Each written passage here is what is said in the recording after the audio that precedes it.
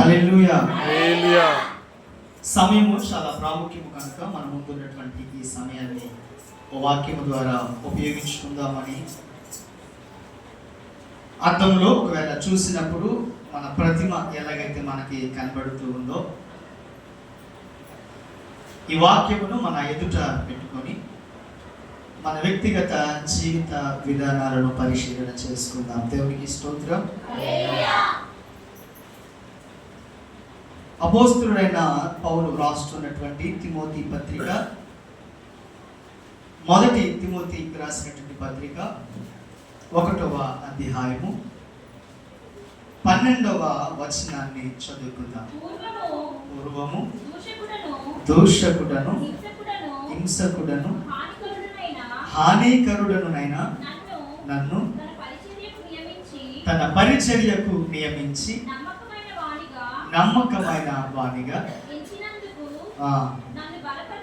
నన్ను బలపరిచిన మన ప్రభువైన క్రీస్తు యేసుకు కృతజ్ఞుడనై ఉన్నాను. అవిశ్వాసము వలన చేసితిని గనుక దేవునికి స్తోత్రం. రెండు చేతులెత్తి దేవునికి స్తోత్రం. మంచిది. ఈ వాక్యం కొరకు చిన్న ప్రార్థన చేసుకుందాము. దేవుడు మనతో మాట్లాడుగాక. ప్రతి ఒక్కరు కూడా ప్రార్థనలో ఏకీభవిద్దాం.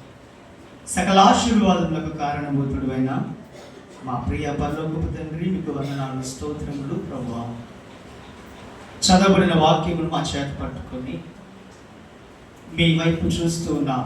నా తండ్రి, ఎన్నో మారులు ప్రభువా మీరు ఏ రీతిగా రొట్టెని విరిచి ప్రభువా మీకు కృతజ్ఞతాస్తుతులు చెల్లించినప్పుడు దానిని అనేకులు తినునట్లుగా ప్రభువా మీరు ఆశీర్వదించారు. ఈ వాక్యమును మా చేత పట్టుకుని ప్రభువా మీ పాదాల వద్ద సమర్పిస్తున్నాం.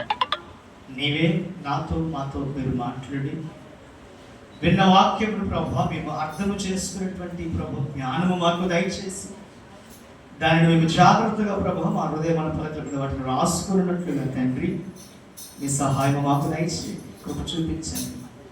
కృపలో భద్రపరచమని మా ప్రియుడు రక్షకుడు నేను యేసుక్రీస్తు నామమున పేరట అడిగి వేడుకుంటూ ప్రార్థిస్తున్నాను పరమ తండ్రి.